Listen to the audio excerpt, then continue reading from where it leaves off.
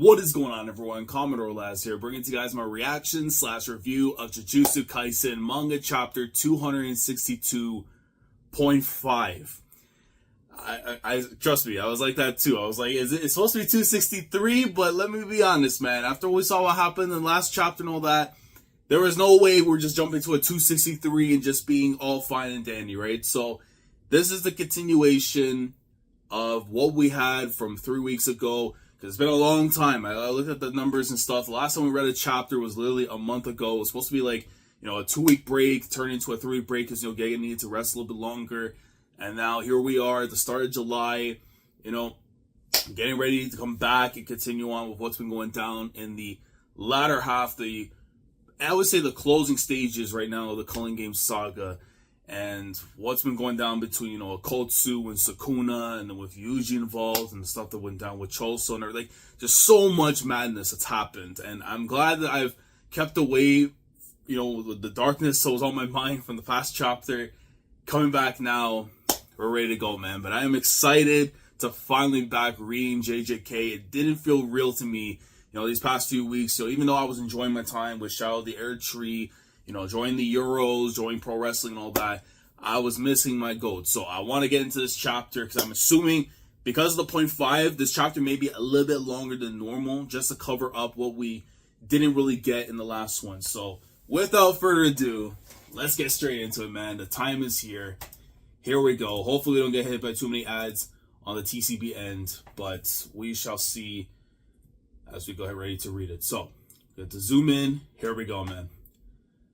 And here okay, so title, we see the cover page and stuff, and of course, leaving off from where we were last time and everything with Rika and Okkotsu, because when the attack had basically went down, when they were fighting each other, Sukuna and Okkotsu, it panned back to Rika and Okkotsu, where he's like down on the ground. We know, of course, he's taking over Gosho's body for the moment in time, using Kenjaku's ability, which was consumed by Rika and everything, and that's where we left off, and we had no idea what happened, if he got destroyed.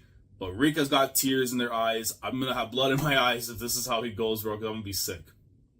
But anyways, so 262 part 2. You know what? We'll figure out whatever the algorithm on YouTube says what this is. We'll go from there. So 262 part 2, the decisive battle in inhabited demon infested Shinjuku, part 34. Okkotsu vs. Sukuna rages on within their domains. Meanwhile, Rika embraces Okkotsu's body. Okay, let's go down.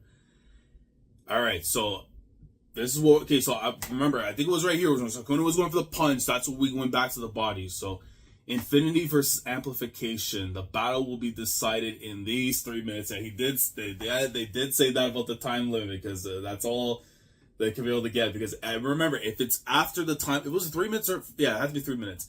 If it was after 3 minutes, it was a wadi-da, basically, for Okkotsu in terms of him getting out of the body, if I'm not mistaken. So, yeah, this is, we're a race against time, literally. But, yeah, you see Sukuna tries to come in, and then Okkotsu, looking from underneath, looks like he's about to get him with the arm drag after. He just knows, like, what? And he flips him right after. So I'm telling you, man, people will get upset, like, oh, why do you make wrestling references and stuff and all this stuff? That's why I make wrestling references. That's why I make them, man, because when you're seeing the GOATs going out there and incorporating Puresu, into their game, what am I supposed to do? Am I supposed to just sit silent, my hands like this, and just, like tennis players and stuff, clapping? But no, man. Like, we get in there, it's like, let's go, goats. Like, we have to do this stuff, man. Like, come on. When passion is being asked to be celebrated, we do that in this household, man. Like, come on. You know what I'm saying? I need an F5 or 2 at this point. Just don't make reference to the guy who does the moves. And, hold on, we see Sukuna at the bottom right here. And right after that, Okkotsu just kicks him right down. Now, that's not even pro wrestling. That's just Katsuhiko Nakajima kicks. Just doing, like, whatever. But he just kicks him. Goes down, flying straight, like, through the bottom of the ground. Rika-chan isn't haunting this body. I can only use Limitless now. Looks like using Kenjaku's technique simultaneously is a no-go. So, yeah, so that's out of the no option there. Sukuna can't use his slash that bisects the world with his left arm gone. Aside from amplification, he shouldn't have any tricks left up his sleeve to bypass Infinity. The other part that we also know, too, is the fact that we know that he's constantly chipping away at Sukuna. So it's getting to that point now where as long as he keeps on going like this, the chances of victory happen. and my screen, like, this is how I know this chapter has to be insane. My screen literally just turned off and it came back on right now, because, I don't know, the cursed energy might be out of this world, and it won't be able to contain this chapter, so fair enough, but we'll keep on reading because it's still up. And he says, I have the advantage, so he comes in, bang, hits him. I'm pretty sure he went for a punch, or a slap there, but I see what the motion of the elbow is. He hit him with an elbow strike that you would just see in the UFC at that point. So he just wails him right after. You just see the motion. I just love it though, man. The choreography when it comes to the way Gege does fights, bro, to me, the best that I've seen since Toriyama. Me personally. I know there's probably some others out there, but bro, the man just cooks, dude. Like, he just cooks. He hits him. Wait. He caught that in the face, but Sukuna's just like, what? I misjudged how far away he was. And he strikes back, but it looks like he may have got... No, that's still the mark. So he missed him. Missed him right after. And he's still going to go, I had these same thoughts during the switch training. So he catches him right after, looks like with a kick. Gojo Sensei's limbs are so absurdly long. From the outside, the limitless technique seems flawless and all-powerful. And yet, it's way more sensitive than I thought. A single round of switch training is nowhere near enough to master it. Yeah, either you have that talent that you just do with it, or you have to spend time. Like, a month is not going to be enough. You have to spend your life honing the craft. And you see the look right there after on Sukuna. You misfired. I finally get why you need the 6 eyes to use this thing. I'm pretty sure... Oh, man, look at it, bro. It'll be fine. I'm the strongest after all. Yo, Gege, bro. Even when this man was in Roppongi Hills doing up recovery hour and everything, right? He's still going to be a rat doing this.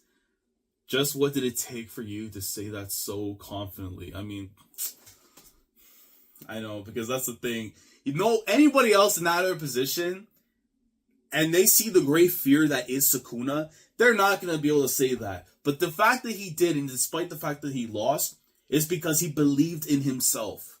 And that, I feel like, is the key thing right here also, as another layer in Okkotsu's growth as a character, which I think is brilliant. That despite we're being at the end stages of the series, he hasn't tackled that yet. Like, at least a point where he knows confidently, I'm not going to lie to myself and say this, but like, I believe in myself. That's the whole thing. I believe in myself. Right? It's great that you've been able to trust people. It's been great. But at some point, the last boss, the final boss, is yourself. And I love how Gege is actually trying to implicate that right here for him. It's like, even, yeah, he believed himself. Even if he took an L, he still believed himself. So that's how Gojo did it. Now for Okkotsu, how do you go about it? It looks like he has no clue how to handle such a troublesome technique. And that is something that Sukuna will have to exploit. Because if you know that, then you can trust in what you're doing and just chip away from there. Or in his case, just melt down. You think you have time to daydream, and he just hulks up that fist full of curse energy. And he comes in there and just, bow, just hits some uppercut style. But you see the block right after there from Okkotsu. Just enough, but it still drags him back a little bit. Kenjaku told me Okkotsu Yuta's technique is copy. Copying a technique likely requires feeding the target's body or part of it to that banshee. Hey, bro, that's the Queen of Curses. Better respect her. Does she not come with the body swap? Can he even use his other copied abilities in that form? Even if I have a good understanding of what he has in his arsenal, right now, Limitless is amounting to nothing more than a side effect of Kenjaku's technique. I confirmed in his domain that he's unable to use multiple copy techniques simultaneously. Right now, Okkotsu has no other cards besides Limitless. So at least, you know, because I know that's like a little bit of the fear I've seen throughout the community and everything is that they felt that this would have been making Okkotsu too broken to be able to do all of his stuff, all of Gojo stuff, and even like using bits there, Kenjaku's because of the switch and everything. But this at least not just only makes it fair, but understanding that, yeah, he was able to do the switches, but doesn't mean he gets everything that comes with it. So while this was a good thing, it isn't the great thing that he thought it could be. So it's using what you have and how you're going to use that's going to change the fortunes in this fight. And I say that, and immediately Sukuna just has that look like, forget what I said, because if you're making that face, something's about to happen here. Something has to happen here. There's no way you're making that face right there. How long can he maintain his copy technique? Will he be able to keep that form once Kenjaku's technique ends? What if he came into the fight assuming that there would be no coming back? Oh, God, yeah. Oh, man, but he has to live, bro. He has to live. I don't care what he says. He has to live. I'll drag his body out. He has to live. I don't care what he has to... Yeah, bro, he has to live. I don't care, man. I don't care. Somehow, some way, we have to figure it out. I don't care how Mickey it is, but we deserve something like this, right? In that case, his next move would be... Oh, God. Oh, God, the implications there. Oh, my God. And they switch back over for the past. Oh my God, that was not. Okay, man. This man took his time with this, man. Your cursed energy is all over the place, Yuta. Has Kusakabe-san not said anything about that? Look at him, what a rat. He talking all that nonsense, he's cover up his ears. Or at least, like, I don't know, he's being an idiot. He's pretty tough on you, huh, Yuta? It's kind of hurtful that he's only tough on you, actually. Seven. Look at the bro. All this had to be like, at least, like, I don't know how far back exactly, but this is like when Maki had like her previous design and all that. So this had to be, I want to say after the end of Movie Zero, probably. I want to say around then. Yeah, but look at them, bro. Look at the poor boy, bro. Just going through it. I'm being thorough. Going through Gojo Sensei's memories one by one. Oh yeah, I forgot because he's locked in the brain. Oh, because of the body. Oh my God. Yeah, of course he's doing that because he's. Oh my Lord. 9 points. Polarized light. Let's go, bro. I don't care, man. Gang signs are back, man. This is how I know JJK is finally coming home. We got the gang signs. Look at this shot. This is some beautiful stuff here.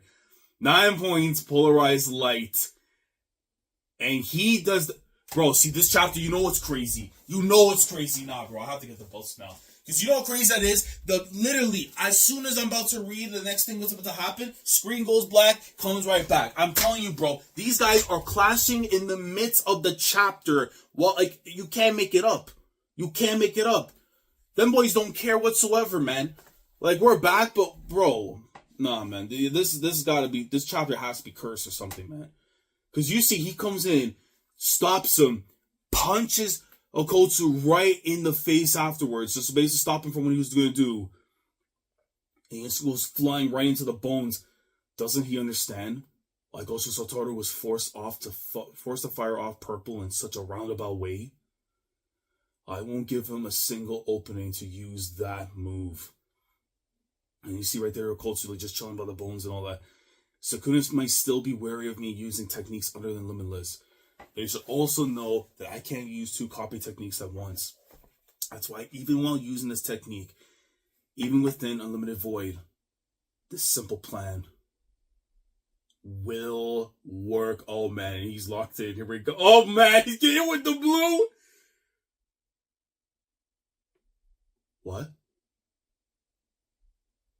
Is that a walkie-talkie through a phone or something?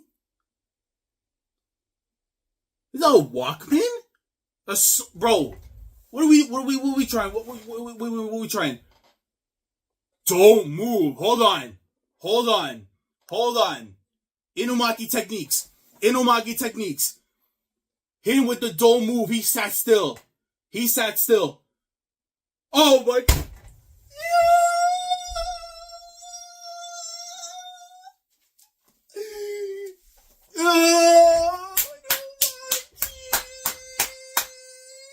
Oh my God, yo, the assistant lights on. Let's go. That bro, did he throw the walkie-talkie? I'm pretty sure that's what happened there. The walkie-talkie was out, I guess, from wherever they manifested from the freaking whatever, right? And that thing with 10 seconds on the clock, Okay, that, I don't know how significant. Before I go further down, right, to continue reading, because I'm looking at the Walkman. That thing has 10 seconds on it. I don't know if that means like the don't move is gonna last for the 10 seconds enough to hit the attack, or he was just chilling, waiting, and then just by the 10-second mark, he's like, yo, don't move. Like, don't move. I don't know how long it's gonna last, but if it's enough to get this off, look at him, bro. 9 points, polarized light. Crow and Shomya, oh my god, look at the face on Sukuna. He's like, oh, it's over. It's so over. It's so over. He's about to hit me with the hyper beams of hyper beams, bro. This isn't a copy. It's the real thing. Yeah, oh my god. Oh, look at this. The gap between within and without. Hollow technique. Purple. Look at this.